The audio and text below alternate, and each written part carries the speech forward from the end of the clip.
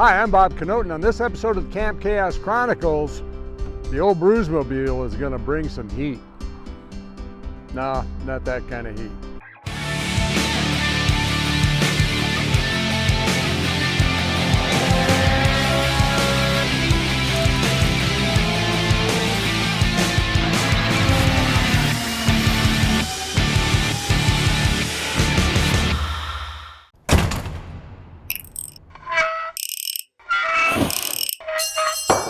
Dang it. Now this is my 2001 Ford E350 Econoline retired ambulance. And I've owned this since 2010, I believe. And what I use it for is to pull a trailer and to pick up cars, move cars around, deliver body shells to the crusher, all that sort of thing. And it's really been doing yeoman service during that time. Now what I've been doing the past few months is taking this vehicle and trailer out of town and bringing cars back. Mainly it's to get out, get cars, and come back home. Now when I'm doing that, I really want to just get out there and get back because there's stuff going on here that needs to be done. And what that means is that I throw a sleeping bag in the back, and if I get tired, I crawl back there and get a few hours of sleep and move on.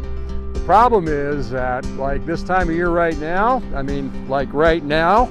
it's getting kind of cold out here, and it's probably down in the 20s, a few snow flurries here and there, and it gets a little nippy in the back of the van. So what I'm going to do here is I'm going to take an 8 kilowatt diesel heater and install it in here so that I can just have this thing shut down. You don't want the engine to be idling for 5 hours straight. Not economical, plus it's probably not great for the engine. It'll just be running off of the battery system, of which there are 3 batteries, big ones in this vehicle, and hopefully generate enough heat in order to make it comfortable in that regard. Get a few hours of sleep without my teeth chattering. So, let's see what's going on with this. About $200, and 4 or 5 days later, this box showed up, and let's see what we've got here. The company that I bought this heater from was a company called Vevor, V-E-V-O-R, and I've bought several items of cheap stuff from them in the past. It all seems to be working out, so let's go.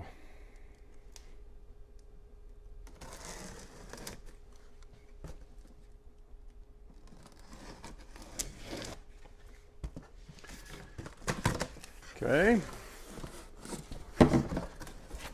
First thing we got here is a 10-liter fuel tank, and nice quality unit, thermoformed out of plastic. Got a nice cap on it.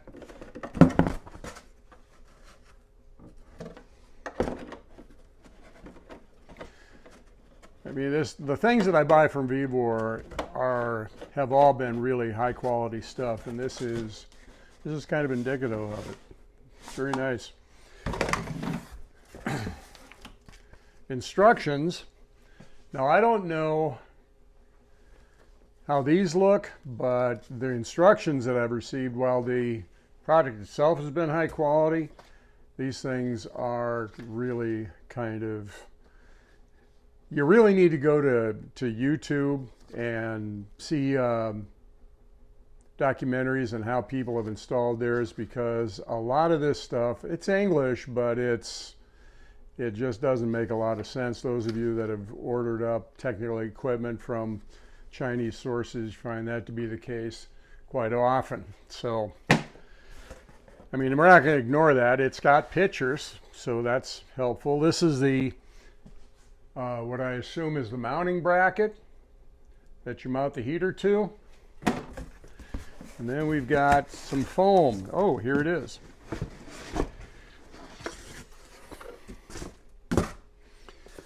Here's the heater itself.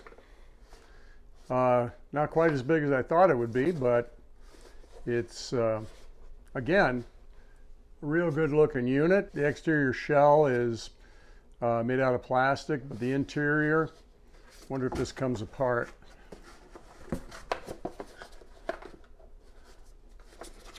Well, we might do that later.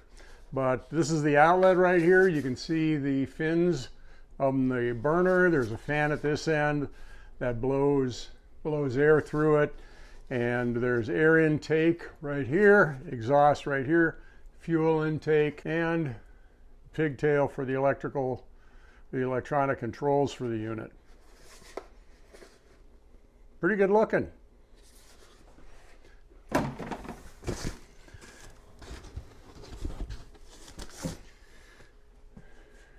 This is a fuel pump. It looks like your typical Bosch fuel injection connector. Pretty hefty unit for what it does. Oh, here we go. We have a remote that you can turn the thing on and off with, turn it up and down, plus and minus. And here we have, you can't see it right now, but this is a Wi-Fi controller for it. You can download an app to your phone, and if you want to heat up the back of the vehicle before you actually stop and get it, I'm assuming it takes a fair amount of time for this to warm up the space that it's supposed to heat. You can actually do this from your phone en route. So this is cool.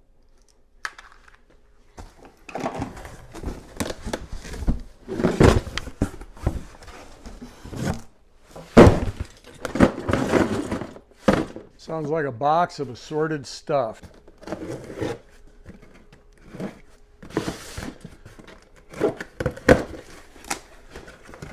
Ah, here we go. I'm assuming this is fuel line.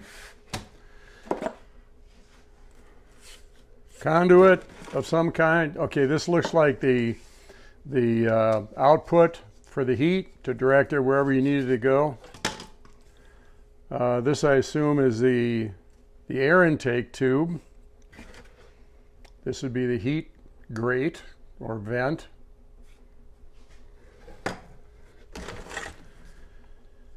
Control harness. Exhaust pipe, which doesn't really look long enough to do what I think I need to do with it. Now, the thing about this stuff is I checked online, and you can go to the Vevor store and you can find accessories for this. Like you can find this stuff all day long. I think you can get them up to 6-foot lengths. And there's a little muffler because, I mean, that is going to generate some noise from the exhaust, so that'll mitigate that. And then here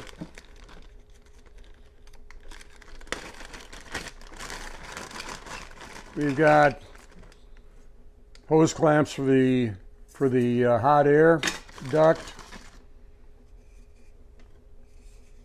This, I assume, is an air filter of some kind, although there doesn't seem to be a whole lot in it in terms of an element, except for that mesh that you can see right there. I think it's just intended to keep the big chunks out of the heater.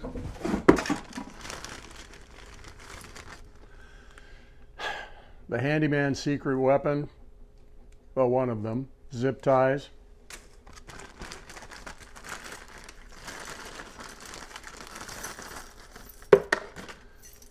Assorted clamps. Oh, there's a fuel filter right there. And Tex screws for tying all this stuff down. This, I'm assuming, is the mount for the fuel pump. And that's it.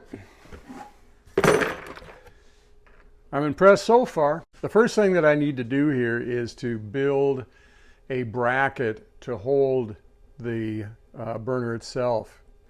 And this is just a basic sheet metal pattern making process and cutting it out. I'm laying it out on, I believe it's 18 gauge aluminum. It's just a matter of cutting it out with some hand shears and bending it up on the box and pan brake that I have in the shop, and it's a pretty good looking part, and it's ready to go in. So this is the bracket mounted in situ, and this is inside of what I call the utility closet of the old ambulance. And the reason that I placed it here was I wanted it to be up out of the way of the battery tray here, which slides out for servicing the batteries. So the question is that going to be strong enough to do the job? It's just made out of sheet metal. Yeah, I think we're good. So that really looks good so far. That bracket really works out well. It's positioned where it needs to be relative to the battery tray. So what is the rest of this going to look like? Well, we don't have a lot of room here for this fuel tank to sit in this area because we need to get that battery tray in and out. So the only real good alternative is to take this tank, mount it here on the door, probably right about here. Needs to be down low enough where the filler cap can clear that edge right there, which I think puts it in a pretty good position relative to the heater itself. The fuel pump is going to have to be next to the fuel tank on this part of the door right here. Now the instructions don't say much about the placement of the pump other than it's got to be at a 45-degree upward. But everything I know about automotive fuel pumps is that they would much rather push than pull. So I'm going to have the pump located at the bottom of the tank, pointed upward at 45 degrees, and then there will be a line coming out with enough slack in it where it can go to the bottom of the pump and still be able to close the door.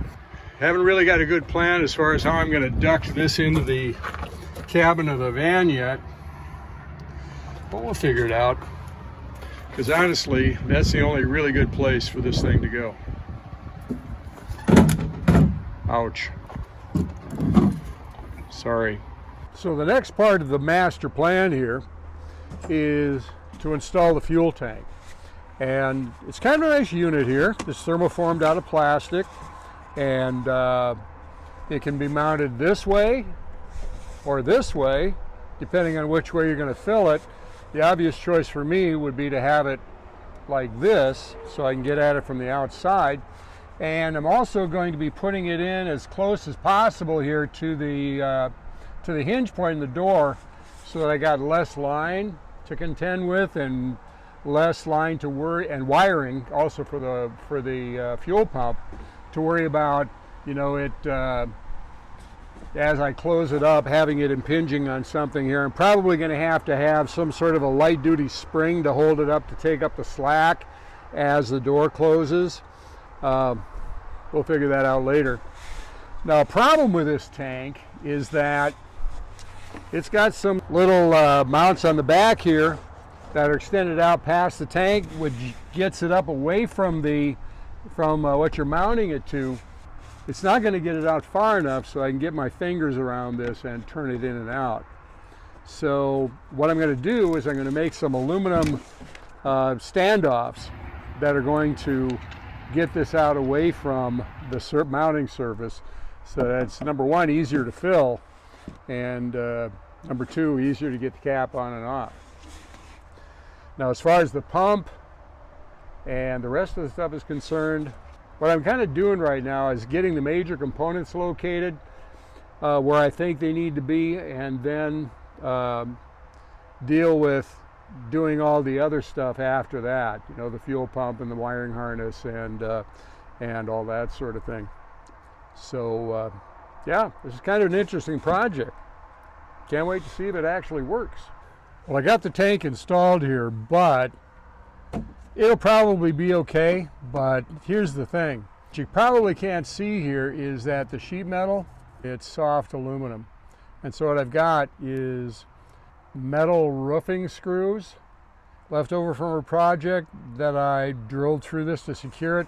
And you know what, it'd probably be fine, but you know, I don't want this thing falling down on me. So what I'm going to do is replace those sheet metal screws with riv nuts and use 1032 machine screws to hold these things in place. Now a riv nut, as its name implies, is a nut that you can actually clinch into a piece of sheet metal like a pop rivet. So what you do is you take this riv nut insert and thread it onto the end of an arbor, and what you do is insert this into a tool which acts very much like a pop rivet tool.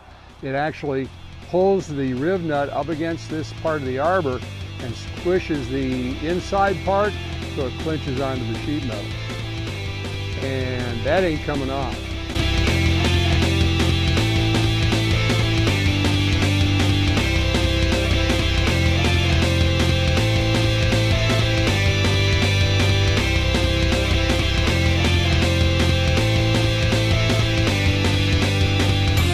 And there we go. We've got the riv nuts installed, and we're ready to go find some 1024 screws.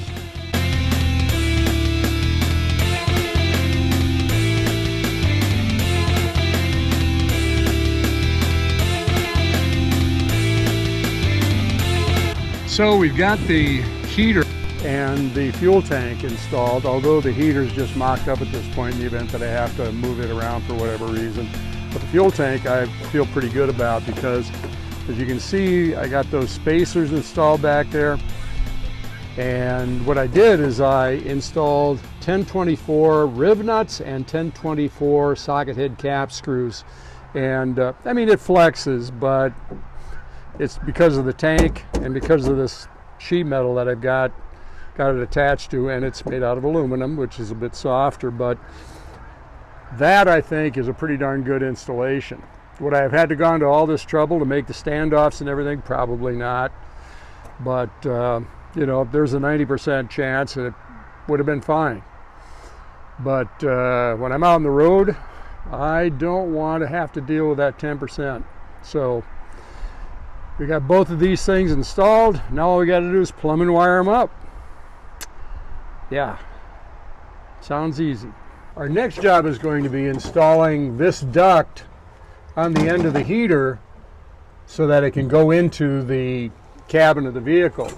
Now on the other side of this piece of diamond plate is sort of an alcove where one of the paramedics would sit as they were en route. That goes on the other side of this wall directly into the cabin. So what we're going to do is we're going to take a hole saw and drill through this aluminum, and then just, this may not be the perfect solution. I'd like to have it a little more sophisticated than that, but what we're going to do this trip is just see how this works out.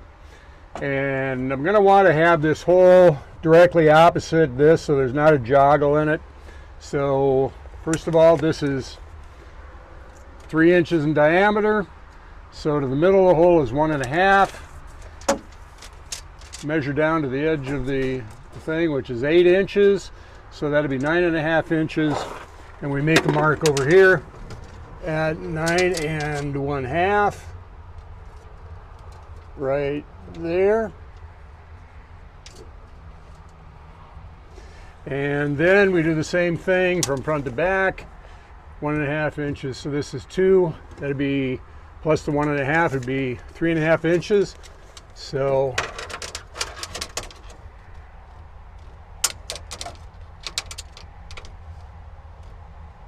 there we go. So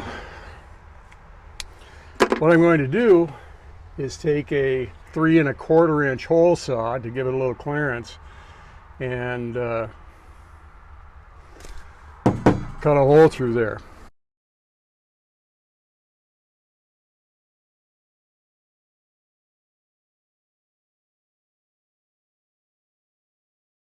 Well, end of day one. I was hoping to get done today, but there was other things that kind of crept into my schedule that I had to deal with, so I'm gonna have to finish up tomorrow morning. I wanted to get the whole thing done before I left, made sure it worked. and leave at noon tomorrow. Don't know if that's going to happen. I'm definitely leaving tomorrow, whether this thing's working or not. So today we got the tank mounted, made the mount for the heater itself, got that routed into the interior, and got the muffler in, the exhaust system. Got the muffler inside. I don't think that's a big problem. Routed it out through the floor. It clears the battery tray when it slides out, and then there's a hanger underneath there, and exits there. We got the air inlet for the combustor, and that goes down to this piece of angle aluminum, and the air filter is zip tied in place, and that's where we are today. I like the way it looks. Just wish I'd have gotten a little bit further.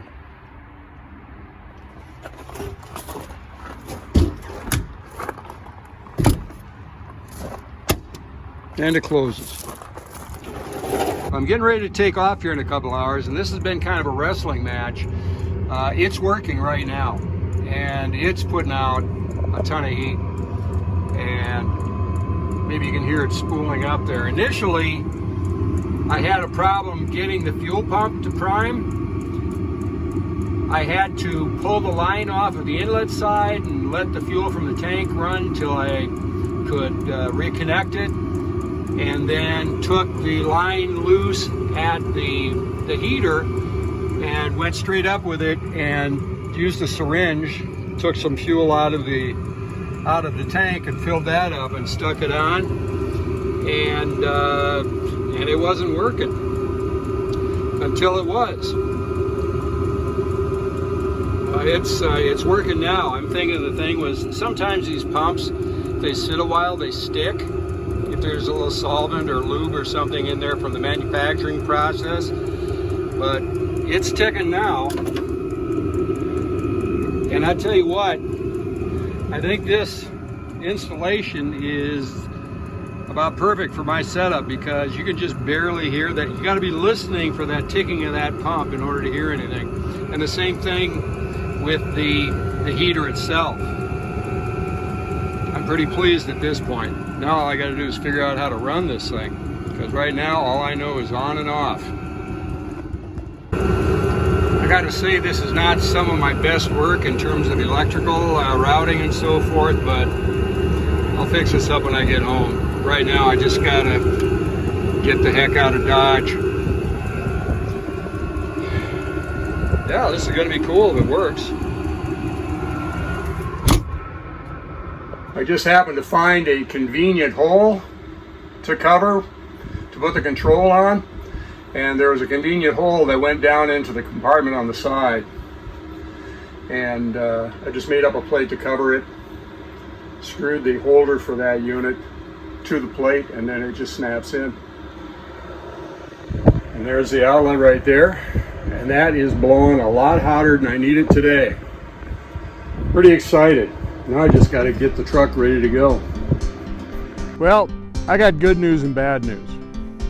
Bad news first. I got to level with you. That video was shot about a little over a month ago, and I went out to pick up the car in Colorado, and it was about 60, 70 degrees during the day, and not much cooler than that at night. So I turned it on, but I had to shut it off right away because it was getting really hot in there. So the good news is that I'm going back to exactly the same place in Colorado and picking up a second car in about 2 weeks. And it's going to be cold based on what I got going on here today. It's pretty chilly.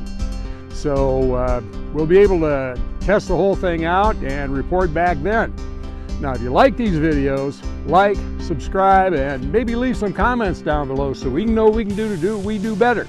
And we'll see you the next time on the Camp Chaos Chronicles.